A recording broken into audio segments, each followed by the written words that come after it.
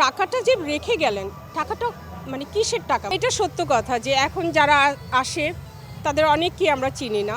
আমাকে বলেছিল যে আপনি আমার আম্মার জন্য হলে আমার পাশে থাকবেন। আসলে তারা বলে, কিন্তু কখনোই কেউ কিছু করে না। এখানে অনেকেই আছে শিল্পীর একটা সাইনবোর্ড লাগিয়ে, হ্যাঁ, আমাদেরকে সামনে রেখে তারা ফায়দা লুটছে। একজনকে ছোট করে আরেকজন কখনো বড় হওয়া যায় না। ঢাকাই সিনেমার প্রিয় মুখ তিনি। একসময় সিনেমার পর্দায় আলো ছড়িয়েছেন, আর এখন তিনি পরিকল্পনা করছেন শিল্পীদের জন্য কাজ করার। এই পরিকল্পনা তার দীর্ঘদিনের। আমরা বিগত নির্বাচনেও তাকে স্বতন্ত্র প্রার্থী হিসেবে পেয়েছি, এবার আমরা তাকে একটি প্যানেল থেকে পেয়েছি। আমাদের প্রিয় নাসরিন এই মুহূর্তে আমাদের সঙ্গে আছে, আমরা একটু তার নির্বাচনী ভাবনা জানবো। নাসরিন আপু, এই যে নির্বাচনে আপনাকে আমরা নতুনভাবে পেলাম, কারণ এর আগে আমরা আপনাকে সবসময় একটু বিদ্রোহী রূপে পেয়েছি। স্বতন্ত্র নির্বাচন করবেন, কারণ তখন আরও অনেক হেভিওয়েট প্রার্থীরা ছিল বর্তমান প্যানেলগুলোর তুলনায়। সেই জায়গা থেকে এবার আপনাকে আমরা প্যানেলে পেয়েছি এবং ইসিতে আপনি নির্বাচন করছেন। এইবারে নির্বাচনী ভাবনাটা জানতে চাই। আচ্ছা, এবারের নির্বাচনটা ভালো। আর গতবার আমি দাঁড়িয়েছি, আমি এর আগে আমার বাসায় মিশা ভাই গিয়েছিল, সব কিছুই ঠিক ছিল, কিন্তু আমার কাছে মনে হলো যে না, আমি একটু আলাদাভাবেই যাই। তো এবার শুধু আসা মুক্তির জন্য। মুক্তি একজন কিংবদন্তির মেয়ে, আনোয়ারা ম্যাডামের মেয়ে। তো একজন আমি শিল্পী, তাই আমি একজন শিল্পীর পাশে আমি দাঁড়িয়েছি, তাকে সহযোগিতা করছি। আমাকে বলেছিল যে আপনি আমার আম্মার জন্য হলে আমার পাশে থাকবেন। আমি না করেছিলাম যে অনেক প্যারা হয়, কষ্ট হয়, আমি সময় দিতে পারবো না। তো বললো যে না, আপনাকে থাকতে হবে আমার পাশে। তো আমি সেই জন্য দাঁড়িয়েছি, তার পাশে আছি, শুধু তাকে অনেক ভালোবাসি সেই কারণে। আর আমি সবসময় আমাদের শিল্পী ভাই বোনের জন্য আমি কাজ করতে চাই।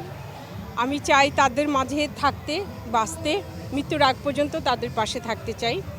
আসলে এখানে থেকে আমি যে খুব বেশি কিছু করতে পারবো তা না। আমাদের প্যানেলটা যদি পাস করে তাহলে আমরা অনেক কিছু করতে পারবো, সম্ভব। কারণ আমরা বুঝি, যেহেতু একটু হলেও ছোটোখাটো একটা শিল্পীর মূল্যায়নটা আমরা বুঝি, যার জন্য কি করা যায় এই চিন্তাটা করেছি যে সবাইকে কিভাবে একটু একটু করে সাহায্য করা যায়। অনেকে আছে অনেক কথা বলে, কিন্তু আমরা তো দীর্ঘ সময় পার করেছি, দেখেছি আসলে তারা বলে, কিন্তু কখনোই কেউ কিছু করে না। যে আপনি কি করবেন, আমি চেষ্টা করব।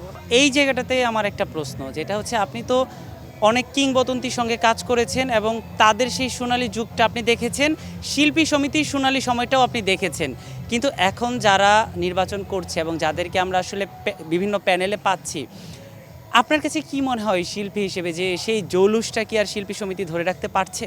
না না, একদমই পারছে না। আর সেই কারণেই আমরা বারবার আসি যে আমাদের জৌলুসটা যেন আমরা ধরে রাখতে পারি। এটা জানি মানে যে সে এসেও যে ফুটবল খেলে, অনেকে আছে এসে মনে করলো মন চেলাম যাই একটু খেলার মাঠে যেয়ে একটু খেলে আসি, কিন্তু আমরা চাই না আমাদের সমিতিটা খেলার মাঠ হয়ে যাক। আমাদের শিল্পী সমিতি, শিল্পীরাই বসবে, শিল্পীরা চেয়ারে বসবে, শিল্পীদের সামনে আমরা বসবো, এটাই সৌন্দর্য। এই যে আপনি নাসরিন, আপনাকে গ্রাম অঞ্চল থেকে শুরু করে বাংলাদেশের যেখানে আপনি যান আপনাকে এক নামে চেনে এবং এফডিসিতেও আপনার একটা গ্রহণযোগ্যতা আছে, কিন্তু আমাদের সিনিয়র অনেক শিল্পী কিন্তু বলছে যে বর্তমানে নায়ক নায়িকা কারা, তারা কি কাজ করছে, তারা সেই নায়ক নায়িকাকে নামে চিনে না। আপনার কি মনে হয় বর্তমান সময়ের নায়ক নায়িকারা নাসরিনের সেই আলো পর্যন্ত পৌঁছাতে পেরেছে? আমি নায়িকা হিসেবে মান্না ভাইয়ের সাথেও নায়িকা করেছি, সাকিব ভাইয়ের সাথেও কিন্তু নায়িকা করেছি, মানে প্যারালাল ক্যারেক্টার। তো সবার সাথেই অনেকগুলো ছবি করেছি, 35টার মতো ছবি হবে শুধু নায়িকা হিসেবে করেছি, আর বাকি ছবি তো বিভিন্ন চরিত্র করেছি। তো এটা সত্য কথা যে এখন যারা আসে তাদের অনেককেই আমরা চিনি না। আর সত্যি কথা বলে, আমি ঢাকার বাইরে বিভিন্ন গ্রামে যে আমি শো করি, তখন বলে যে আপনাদেরকেই ভালো লাগে। আর যারা এখন আছে তাদেরকে আমরা চিনিও না, ছবিও দেখি না।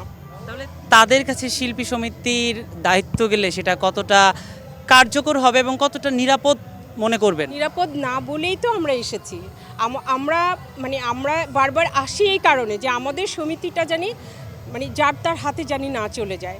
আমরা এই জন্যই বারবার আসি, যুদ্ধ করি, হেরে যাই, কিন্তু একবার হলেও তো জিতবো। আমরা চাই যে আমাদের শিল্পী সমিতিরা, আমরা শিল্পীরা টিকিয়ে রাখবো, আমরা শিল্পীরা থাকবো। এখানে অনেকেই আছে শিল্পীর একটা সাইনবোর্ড লাগিয়ে, হ্যাঁ, আমাদেরকে সামনে রেখে তারা ফায়দা লুটছে। এটার থেকে আসলে মানে মুক্তি পেতে চাই। আচ্ছা, আমরা যারা ব্যক্তিগতভাবে নাসরিনকে চিনি পর্দার বাইরের, আমরা জানি তিনি আসলে মানুষ হিসেবে কেমন এবং তিনি শিল্পীদের জন্য কতটুকু করার মনোভাব রাখে, কিন্তু একটা প্যানেলে গেলে তো আসলে একটা সীমাবদ্ধতার মধ্যে দিয়ে যেতে হয়। আপনার কি মনে হয় যে আরমান মুক্তি প্যানেল, আপনি যে শিল্পীদের পাশে দাঁড়ানোর স্বপ্নটা দেখেন সেই পথেই তারা আছে? হ্যাঁ, তারা আছে, কারণ আরমান ভাইরা অনেক পুরনো মানুষ। 50 বছর 51 বছর ধরে সে চলচ্চিত্রে কাজ করে। তার কিন্তু কোনো মানে বাজে কোনো রেকর্ড নেই। সে যাই করুক শিল্পী সমিতির ক্ষতি করবে না, শিল্পীদের ক্ষতি করবে না। অনেকে হয়তো অনেক ধরনের কথা বলছে, মন্তব্য করছে, এটা আসলে ভুল ধারণা। কারণ উনি তো বাইরের লোক না, উনি এই জায়গাটার সম্মানটা উনি বুঝেন। এই সম্মানটা আমার বিশ্বাস সে ধরে রাখবেন। আমার সবশেষ একটা বিষয়ে প্রশ্ন, শিল্পী সমিতির নির্বাচন হলেই দুইটা প্যানেলের মধ্যে কাদা ছোড়াছুড়ি হয়, এবং এইবারও আমরা এখন যখন নিয়মিত আসছি আমরা কিন্তু কিছু ইঙ্গিত পাচ্ছি। এক পক্ষ আরেক পক্ষের বিষয়ে বলা হচ্ছে, বিশেষ করে সমিতির টাকা নিয়েও অনেক ধরনের কথা বলা হচ্ছে।